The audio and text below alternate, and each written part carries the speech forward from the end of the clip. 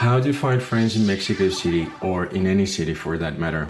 The worst thing you can do abroad is to stay lonely and isolated. It sucks at home and it sucks everywhere, especially if you're by yourself. I've been living abroad for 10 years, so I know how lonely it can get at times. So how can you meet new people if you don't want to talk to strangers? Join Airbnb Experiences. You simply have to show up and do what others are doing. It's a great way to meet new people in an easy setting.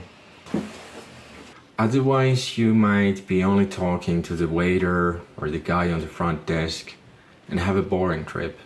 Last Wednesday was the Mexican Independence Day and I went for this coffee tasting experience at noon. Going out for coffee with Ricardo. I'm starting to like Mexico much more now. I met new people, had a nice talk, learned new things about the city, and a few hours later...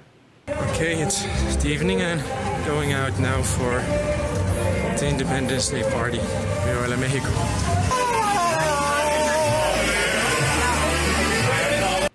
In the end I was quite drunk, but that day was more fun than the 2 weeks before combined. And after that day I really started to like this place. Anywhere you are, it's the people who make the place. This way you get to meet locals, travelers, expats, and all kinds of interesting people. So just start browsing the experiences and pick something that you find interesting. I've done a handful of Airbnb experiences myself, for example in Kuala Lumpur, Hanoi, and here in Mexico City, and every time it's been fun, at least for me. Yesterday here in Mexico City I went for a street art tour. Street art tour. And that was great as well. I'll do a video about that soon. If you already tried Airbnb, you can dive deeper by checking out Couchsurfing, Facebook events, Meetup, internations, and so on.